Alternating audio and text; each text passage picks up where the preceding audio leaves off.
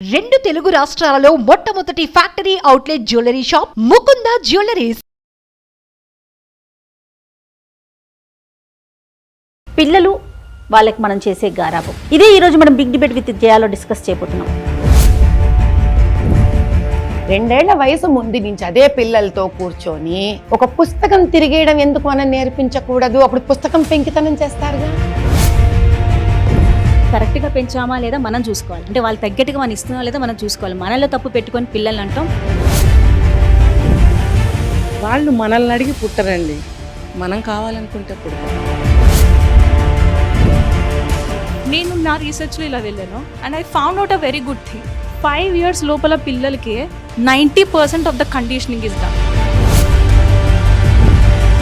ఒక 500 రూపీస్ ఒక ఐటమ్ అడిగాడు అబ్బాయి, డాడీ ఏం చేస్తాడంటే 1000 రూపీస్ కొనిస్తాడు.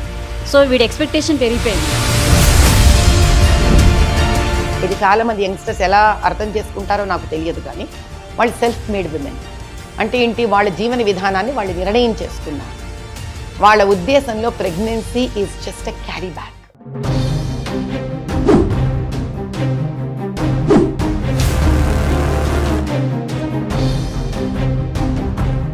ముకుంద జ్యువెలర్స్ సమర్పించు బిగ్ డిబేట్ విత్ జయాకి స్వాగతం.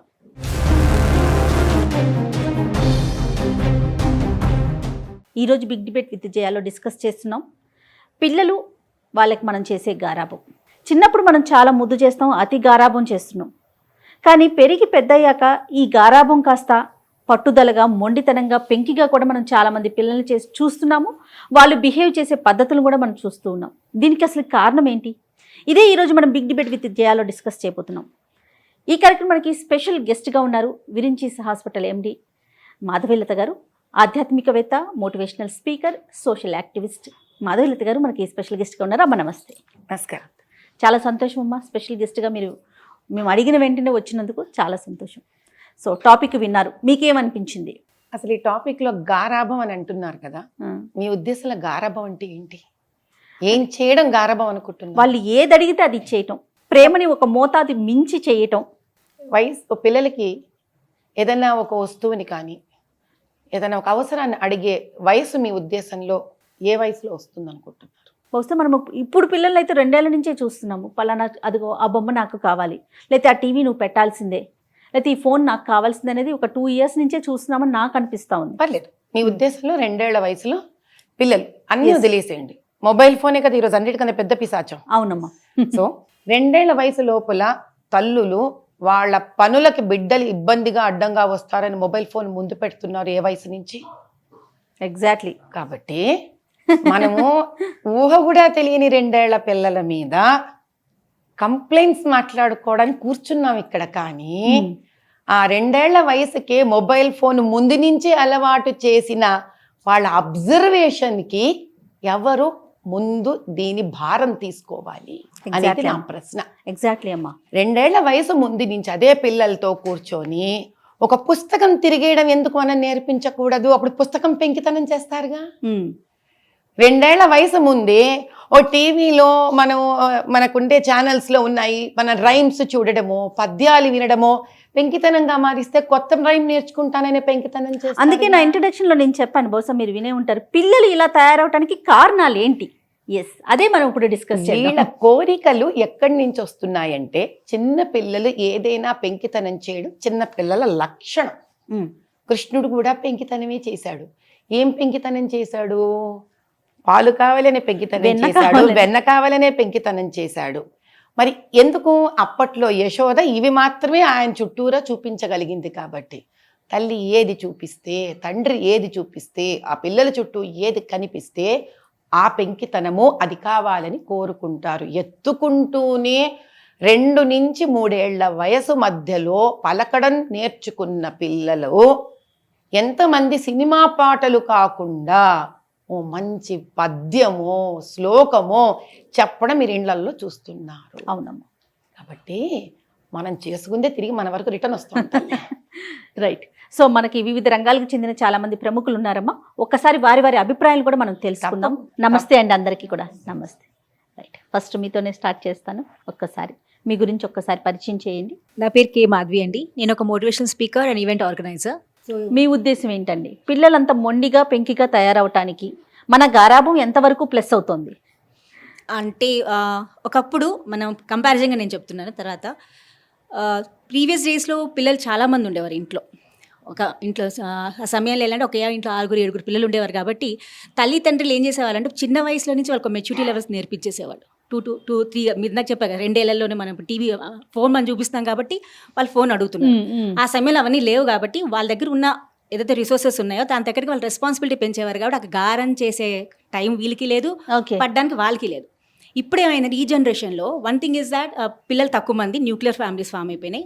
అది కాకుండా గ్యాప్ అంటే పెళ్ళైన ఒక 4 ఏళ్ళు 5 ఏళ్ళ తర్వాత పిల్లల్ని కనే వరకు చాలా అపురూపంగా, అంటే ఎన్నో ఏళ్ళ తర్వాత కన్నాం కాబట్టి వీళ్ళకి ఏ కష్టం లేకుండా మనం పెంచాలి అన్న ఆలోచన పేరెంట్స్కి వచ్చేసింది.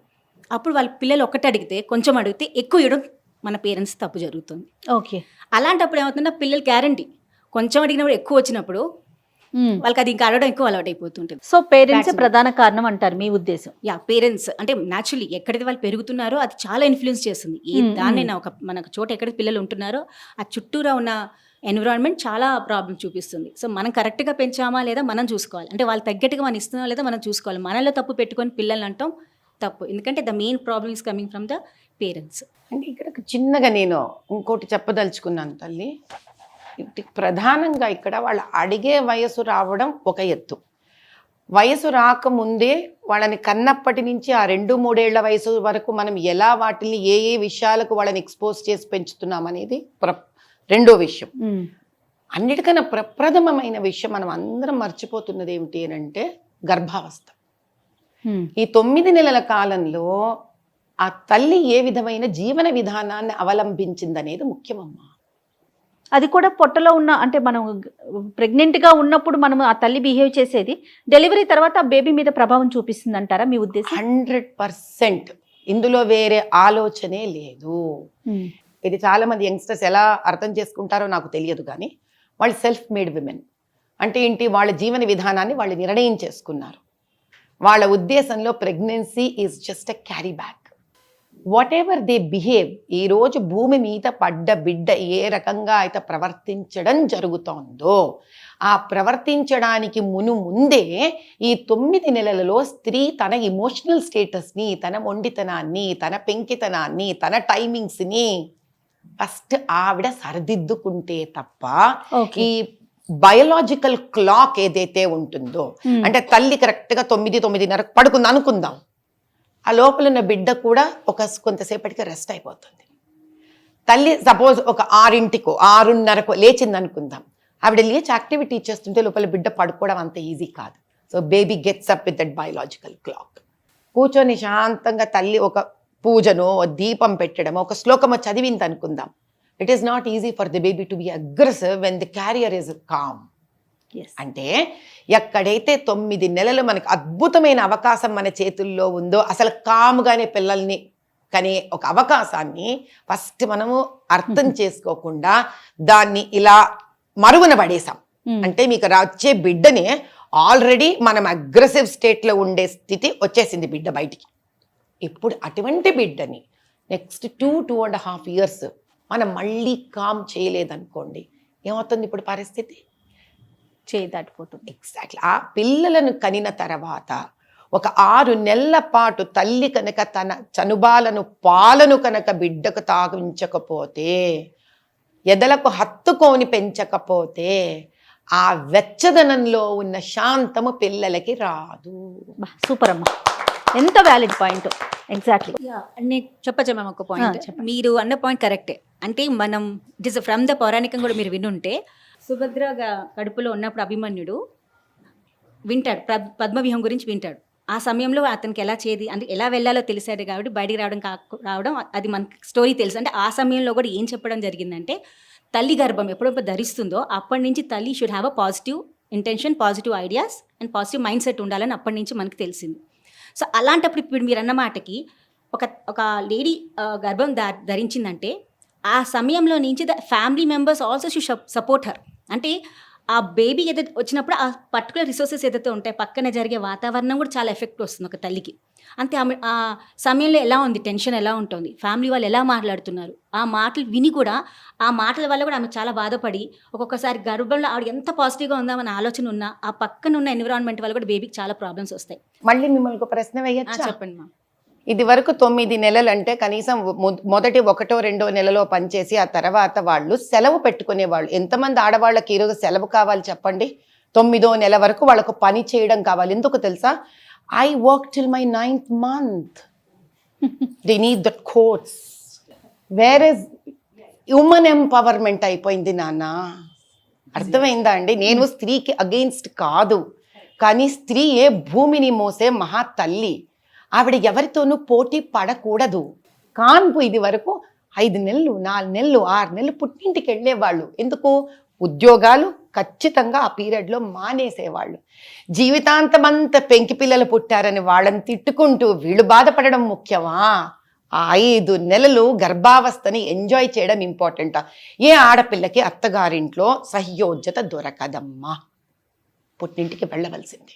మీరు ఉద్యోగానికి ఒకవేళ 9వ నెల వరకు వెళుతుంటే మీరు స్ట్రెస్ తీసుకుంటున్నారా లేదా? ఉద్యోగంది బస్సు దొరికిందా లేదా? స్ట్రెస్ తీసుకుంటున్నారా లేదా?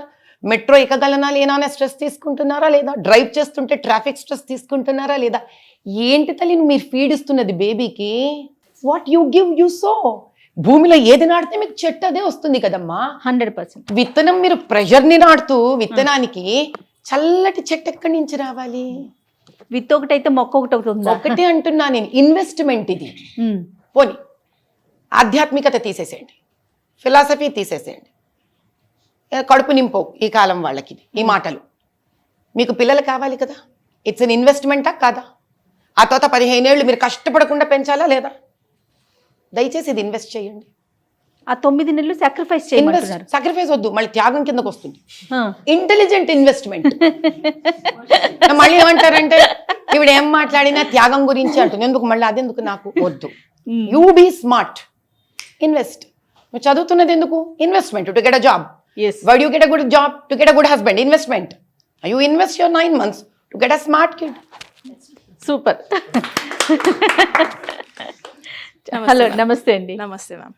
సో నా పేరు హరిత అక్కల. నేను motivational speaker and emotional wellness coach and manifestation expert. Super, చెప్పండి హరిత గారు. ఈ టాపిక్ మీద first of all I would love to, నేను ఒక demo small I would love to know, నేను అడిగి తెలుసుకోవాలనుకుంటున్నాను.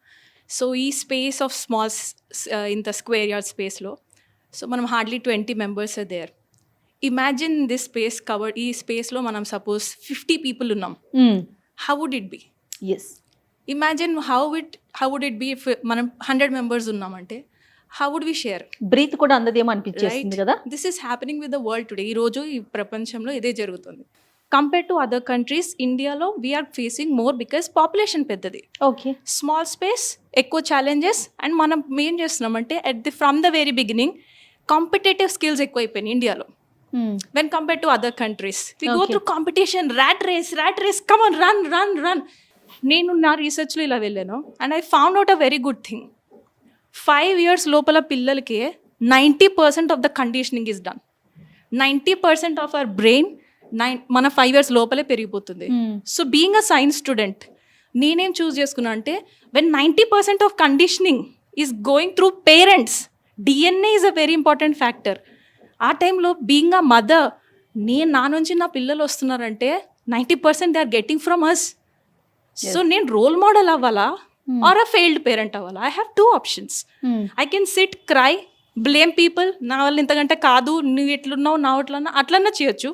Are go do something, become a role model. ఈ ప్రాసెస్లో being an women, I support women empowerment. But at the same time I'm not against taking rest. I'm completely agreeing with madam. I'm not debating because నిజంగానే 5 years లోపు పిల్లలకి మనం పిచ్చి, మనం వాళ్ళ future కోసమే నేను అంతా చేస్తున్నాను అన్నప్పుడు టైం ఇవ్వకుండా రేపొద్దున మనీ ఇస్తే వాళ్ళు కూడా టైం వచ్చినప్పుడు మనీ ఇచ్చి ఓల్డ్ ఏజ్ హోమ్లో పెడతారు తప్ప మన పక్కన కూర్చొని గోరుముద్దలు తినిపించారు. మనం ఆ పీరియడ్లో 5 years లోపల మనం గోరుముద్దలు ఇవ్వడానికి ఇంపార్టెన్స్ ఇస్తే వెన్ వీఆర్ ఎట్ 60 వాళ్ళు కూడా అన్ని వదులుకొని పేరెంట్స్కి టైం ఇస్తారు. This is psychologically proved. So yeah, ఇక్కడ 3, I would divide your entire conversation to 3 bits. The first one is over populated. Over populated ఎగ్జాంపుల్కి మనం ఇంకా ఉమ్మడి కుటుంబం అనేది ఫెయిల్డ్ కదా మీ లెక్క ప్రకారం. Over populated in a room is a family which is a ఉమ్మడి కుటుంబం. సో ఉమ్మడి కుటుంబంలో over populated. So is it a failure system? మరి ఎలా ఒక రూమ్ లో ఇంతమంది ఉండొచ్చా అన్నప్పుడు మీకు ఏదైనా ఒకటి కుదురుతుంది, రెండు మాట్లాడి. కాబట్టి I will now explain your thing. ఇప్పుడు నేను ఈ పాయింట్కి వస్తాను. ఇక్కడ ఐ ఎక్స్ప్లెయిన్ చేయాలి. ఒక రూమ్ లో క్రౌడెడ్ ఉండడం వల్ల ఏం అవ్వదు, నథింగ్ హ్యాపెన్స్. దానివల్ల ఎవరు ఇబ్బంది పడరు. ఈ కాలం ముందు న్యూక్లియర్ ఫ్యామిలీసే.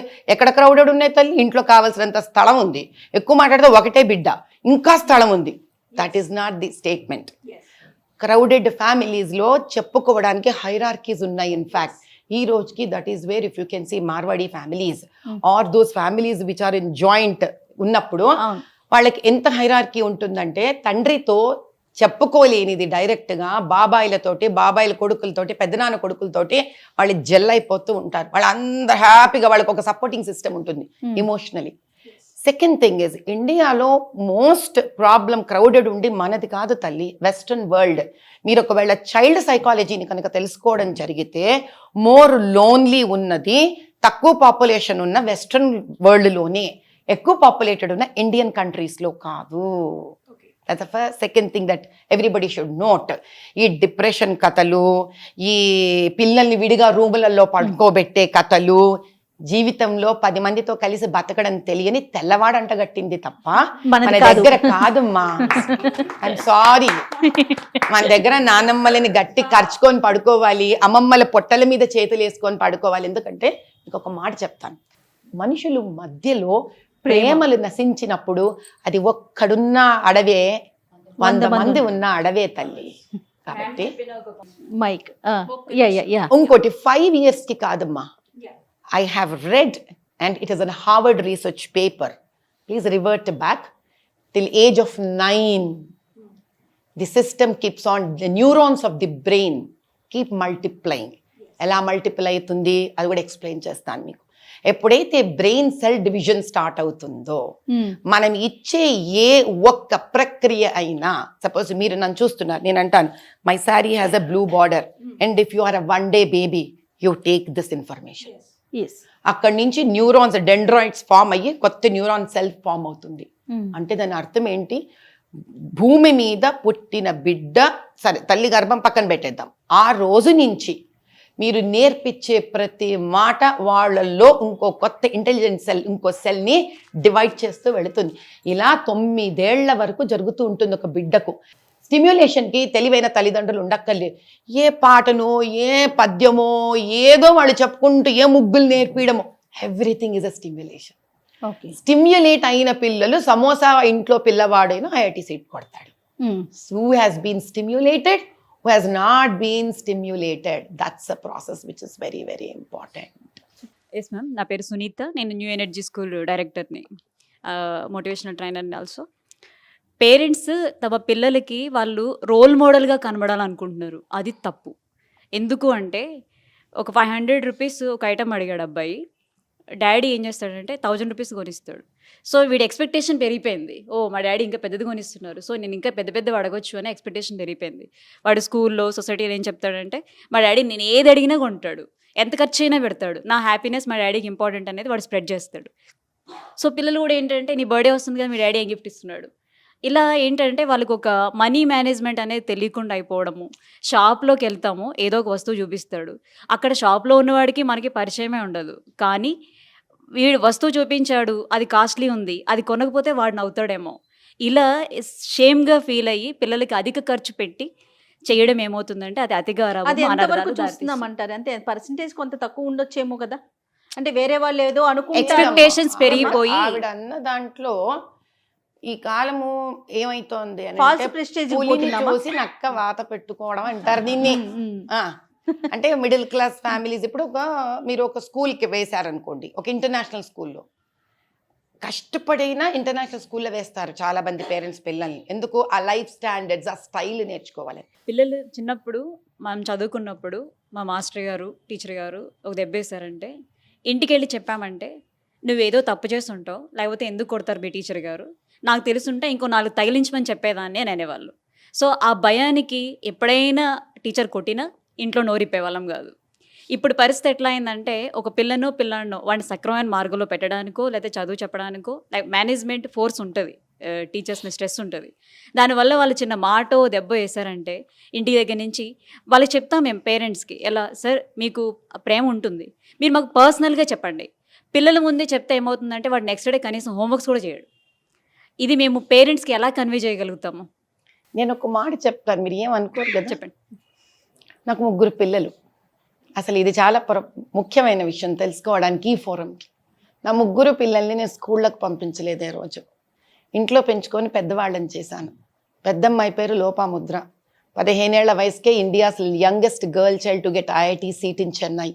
తర్వాత నాకు ఒక అబ్బాయి, వాడి పేరు రామకృష్ణ పరమహంస, 15 ఏళ్లకే వాడు ఇంట్లోనే చదువుకొని పెద్దవాడయ్యి IIT సీట్ తెచ్చుకున్నాడు. సరే, 3 అమ్మాయి పేరు మోదిని, ఆవిడ చదువుకుంటా ఉంది. ఆ అమ్మాయి దేవుడి దయ వల్ల, ఆవిడ కృషి వల్ల, పెద్దల ఆశీర్వచనం వల్ల ఏదైనా సాధించినప్పుడు ఆ అమ్మాయి గురించి చెప్తాను. 20 ఏళ్లలో పెద్దమ్మాయికి ఇప్పుడు 21. 21 సంవత్సరంలో నా పిల్లల్ని నేను ఒక్క రోజు కూడా మీతో ఎలా మాట్లాడుతున్నాను అలాగే మాట్లాడా. నేను కొట్టలేదమ్మా, నేను చెయ్యి ఎత్తలేదమ్మా. కొట్టాల్సిన అవసరం లేదు పిల్లల్ని. ఎందుకు? ఒక భుజం మీద చెయ్యి వేసి ఒక టీచర్ పక్కన కూర్చొని ఎందుకు అర్థం చేసుకోదలుచుకోరు పిల్లల్ని? నేను 25 ఏళ్ళ అబ్బిన టీచర్, ఒక్కరోజు చెయ్యి వేయలే నా పిల్లల మీద. నేను ఇది వరకు మనం పెంచబడ్డప్పుడు పుట్టినప్పటి నుంచి నువ్వు డాక్టరు డాక్టరు డాక్టరు అనలేదే. కానీ ఇప్పుడు మనకి ఎలా ఉంటుంది? నువ్వు డాక్టర్ అవ్వాలరా నాన్న, నువ్వు ఇంజనీర్ అవ్వాలరా నాన్న, తప్పు లేదు అనాలి. ఎందుకు? దానివల్లే పిల్లలకి డైరెక్షన్ వస్తుంది. కానీ అవ్వకపోతే నువ్వు చచ్చిపోతావని కాదు వాడికి కావాల్సింది ఇక్కడ. ఎందుకు అవ్వాలి నేను డాక్టర్? ఎన్నో రోగాలని సాల్వ్ చేయడానికి, ఓ బాధని సాల్వ్ చేయడానికి. ఎందుకు ఇంజనీర్ అవ్వాలి? ఎందుకు రీసెర్చ్ సైంటిస్ట్ అవ్వాలి? Reason behind the career has to become the motivation. ఈరోజు ఏమవుతోంది? నేను ఇది చేయకపోతే నా ప్రాణం పోతుంది, నేను ఫస్ట్ ర్యాంక్ రాకపోతే నా ప్రాణం పోతుంది. కాలం మారిన ఒక స్టేట్మెంట్ మాత్రం పేరెంట్స్ నోట్ల నుంచి పోలేదు. అరే మా నాయన నాకేం చేయకపోయినా మా నాయనకి నేను మస్తు భయపడతారా, ఈ రోజుకి మర్యాద ఇస్తారా, ఎంత కష్టపడి నీ కోసం సంపాదించి నేను ఇంత చేస్తుంటే కూడా నీకు వాల్యూ లేదు. ఎవడికి మెహర్బానం చేస్తున్నారు మీరు పేరెంట్స్ లాగా? You have to do it, it is your responsibility. పిల్లల్ని పెంచడం మీ బాధ్యత. వాట్ ఈజ్ ఇంపార్టెంట్ ఈజ్, ఎందరో నేను ఈరోజు నేను మాట్లాడే హక్కుని ఎందుకు సంపాదించానంటే నా 2 పిల్లల్ని IITలో కూర్చోబెట్టి ఇచ్చాను. కానీ ఇది చాలా గర్వపూరితమైనది. నా బిడ్డలు కష్టపడి శ్రమపడి ఎందుకు IITs అవ్వాలో దాని వెనకాల ఎంతో శ్రమించి వాళ్ళు సొంతంగా వెళ్ళారు. I'm indent to my children today that they turn me into a successful mother. గొప్పతనం నాది కాదు. ప్రేమించాలండి పిల్లల్ని, మనస్ఫూర్తిగా ఇక్కడి నుంచి ప్రేమించాలి పిల్లల్ని. వాళ్ళ బతుకులు ఎట్లయిపోయినారంటే నాకు ఘర్కా నాకు ఘాట్గా. ఇంటికి పోతే అమ్మా నాయన, స్కూల్కి వస్తే టీచర్లు ప్రిన్సిపళ్ళు, దీంతో పియర్ ప్రెషర్. ఏంటి పాప ఈ పిల్లలంతా ఏం చేస్తారంటే ఈ బాధితుల టీం దారేస్తుంది మీకు ఇక్కడ. ఇది ఒక బాధితుల సంఘం, పిల్లల బాధితుల సంఘం అని ఒక సంఘం ఏర్పరచుకున్నారు. ఈ సంఘంలో గురువులు ఎవరని అడగండి, మీరు అడగండి ఎవరు అని అడగండి ఒకసారి. ఇంటర్నెట్, అబ్బే వాళ్ళు చెప్తారు ఇంటర్నెట్ గురు టట ఇంటర్నెట్ లో కుడతారు. అరే ఇన్స్టాగ్రామ్లో టిక్టాక్లో అక్కడిక్కడ ఇదే ప్రాబ్లం ఉన్న వాడికి ఏం సొల్యూషన్ వచ్చింది? కొడతాడు వాడు, కొడతాడు. వీడు బాధ చెప్పుకుంటాడు, వాడు ఇంటికి వెళ్ళి చదవడు, హోంవర్క్ చేయడు, రాత్రి అంతా ఈ బెస్ట్ ఫ్రెండ్ ఎదుగుతుంటాడు. అరే అన్నా ఉందిరా సొల్యూషన్ ఇంటర్నెట్లో, నువ్వు ఇజ్జాయి నీ ప్రాబ్లం తీరిపోతుంది. ఏంటంటే ఇంతకై పెద్ద మనిషి ఎక్కడో వెస్టర్న్ వరల్డ్లో సంబంధం పాడు లేకుండా వాడి ఆర్థిక లబ్ధి కోసము వేస్తున్న అడ్డమైన సొల్యూషన్స్ ఇంటర్నెట్లో.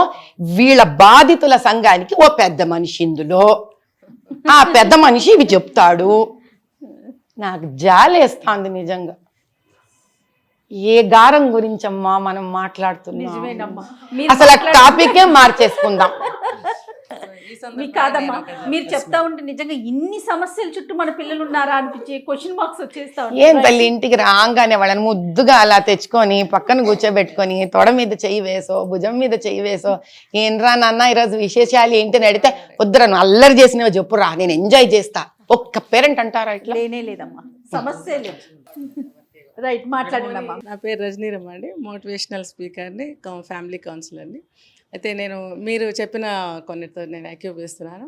ఎట్లా అంటే నాకు చిన్నప్పటి నుంచి కూడా నేను ఇంతగా ఉన్నప్పుడు ఇంకా చిన్న పిల్లల్ని ప్రేమించేదాన్ని.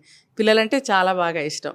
అయితే పెద్ద అయ్యాను, మ్యారేజ్ అయింది, నాకు కూడా పిల్లలు పుట్టారంటే నాకు పిల్లలు పుడుతున్నారని చాలా హ్యాపీ ఫీల్ అయ్యాను.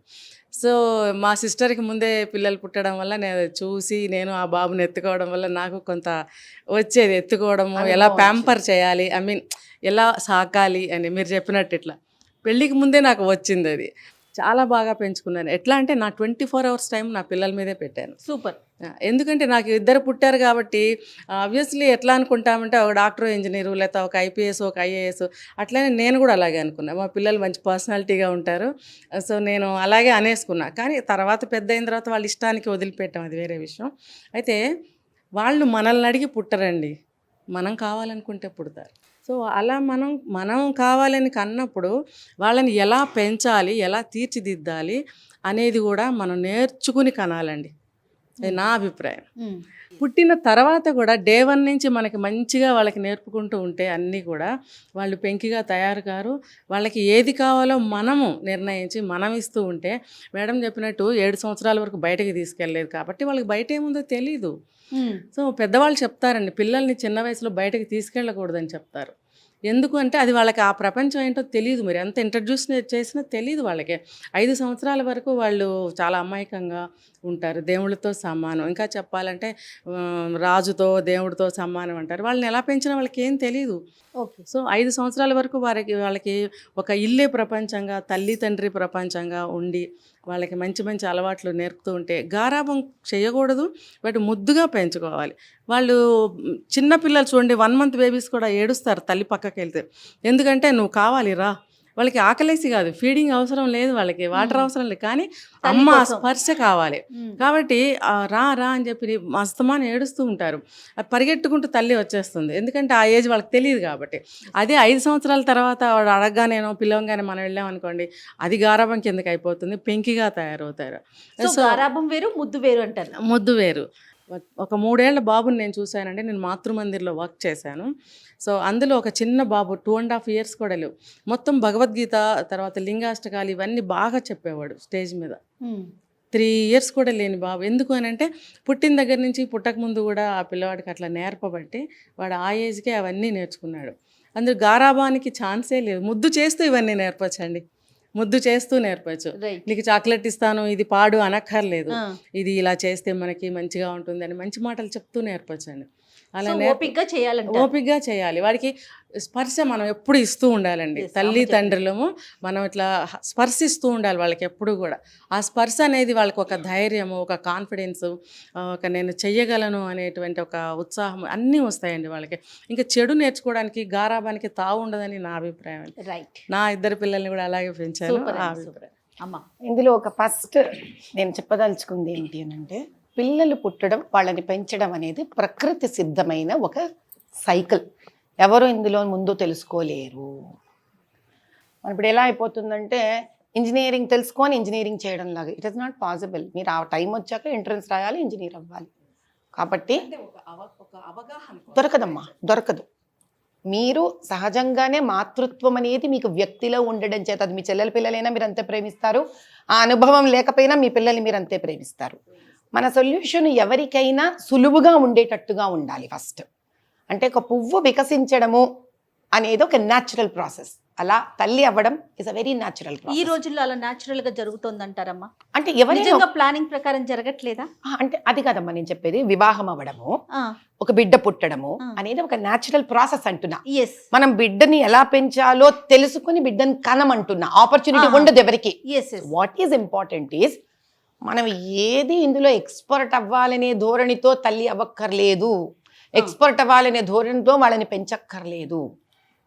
ఏది ముఖ్యమంటే అసలు నేను తల్లి అవ్వడానికి మెంటలీ ప్రిపేర్ అయి ఉన్నానా లేదా అనేది ముఖ్యం. నేను అత్తగారి ప్రెషర్ కోసమో, అమ్మ ప్రెషర్ కోసమో, నా పియర్ ప్రెషర్ కోసమో, నీకు ఇంకా పిల్లలు పుట్టలేదా అంటారనో, నాకు ఇన్ఫర్టిలిటీ ప్రాబ్లమ్స్ ఉన్నాయనో, త్వరగా ట్రీట్ అవ్వాలనో ఇవి ఆలోచించి తల్లి అవ్వరు. నాకెక్కడో ఒక బిడ్డని గట్టిగా నాకు హత్తుకోవాలని ఉంది, నాకంటూ ఒక బిడ్డ కావాలంది, ఆ బిడ్డ నన్ను మమ్మీ కాకుండా అమ్మ అనాలని కోరిక నాకు వచ్చిన నాడు నేను ఫస్ట్ అమ్మ అయ్యే ప్రయత్నం చేయాలి. ఫస్ట్ది నేను ఎప్పుడైతే యాక్సెప్ట్ చేస్తానో, ఇది ఒక ఆబ్లిగేషన్ కాదు నాకు, ఇది నాలో నుంచి వచ్చిన ఒక న్యాచురల్ ఫీలింగ్ ఫర్ మీ అనుకున్నప్పుడు, సెకండ్ థింగ్ నేను చేయవలసింది ఏంటి అంటే, మీరు ఎవరో పిల్లాడు 3 ఏళ్ల పిల్లవాడే భగవద్గీత చేశారని పాడాడు అని అన్నారు అంటే, ఆ పిల్లవాడు చెప్పగలిగాడు అంటున్నారు. మనం ఇంత పెద్దవి మాట్లాడితే కూడా భయపడిపోతారు ఈ ప్రోగ్రామ్ వినేవాళ్ళు. వాళ్ళకి సింపుల్ సొల్యూషన్స్ కావాలి. అంటే ఒక గుడిసెలో ఉన్న వాళ్ళకి వాడు ఏం చెప్పిస్తారు? They are not educated parents కదా, చదువుకున్న తల్లిదండ్రులు కాదు, కానీ వాళ్ళకి రామనామం తెలుసు. వాళ్ళ ఇళ్లలో మొబైల్ ఉంటుంది, వాళ్ళు అందులో అడ్డమైన సినిమాలు చూడకుండా టీవీలు ఉండే ఇళ్లలో టీవీలు ఏది ఉండే వాళ్ళ ఇళ్లలో అది చదవక్కర్లేదు, ఏం చేయగల పాత బ్లాక్ అండ్ వైట్ సినిమాలన్నీ అలా చక్కగా పొట్టేసుకొని కూర్చొని చూస్తూ ఉండమనండి. రోజుకో black and white cinema, book తీయక్కర్లేదు, చదవక్కర్లేదు, ఏమీ చెయ్యక్కర్లేదు, పద్యాలు ఉంటాయి, అన్నీ ఉంటాయి. 9 నెలలకే సరిపోయేనంత అన్ని భాషలలో చక్కటి బ్లాక్ అండ్ వైట్ ఆధ్యాత్మిక సినిమాలు వచ్చేసాయి.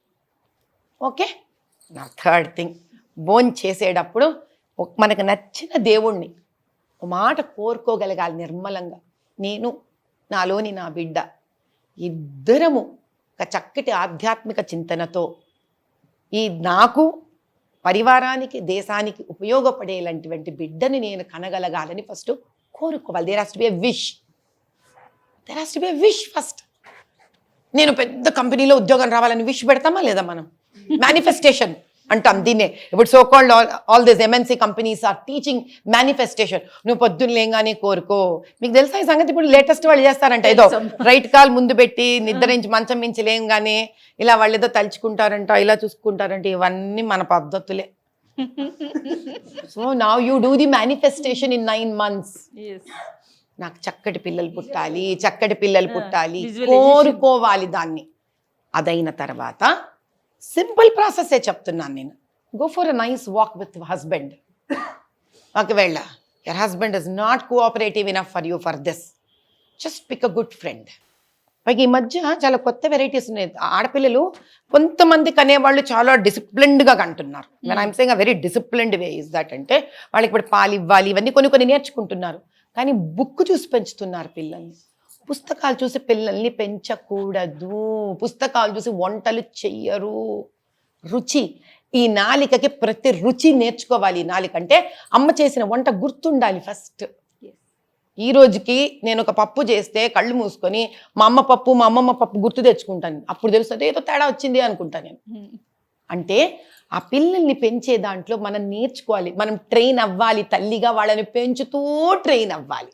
మన ఇలా ఓపిక, ఆవిడన్నా వీళ్ళందరన్న మాటలు ప్రప్రథమం ఏంటంటే, తల్లి అవ్వాలంటే ఇష్టము, ఓపిక, అనుభవించే ఆ కుతూహలం. ఈ 3, ఇష్టం వేరు, అనుభవించే కుతూహలం వేరు, ఓపిక వేరు. ఎలా ఉంటుందంటే, అయ్య బాబోయ్ నేను పోదాం అనుకున్నాను షిమ్లాకి, కానీ మంచి అంటే చాలా బాగుంటుంది అనుకున్నా, కానీ అక్కడ పోయినా చిన్నిందిరా, నాకు మస్తు కష్టం రా, ఇంకోసారి షిమ్లా వద్దు అంటే ఇంకో బిడ్డొద్దు దేవుడా. It doesn't work that way. ఎంత ఇష్టపడాలంటే అందులోని ప్రతి కష్టాన్ని ఇష్టంగా చూసేంత ఇష్టపడినప్పుడే మాతృత్వాన్ని ఆలింగనం చేసుకోవాలి.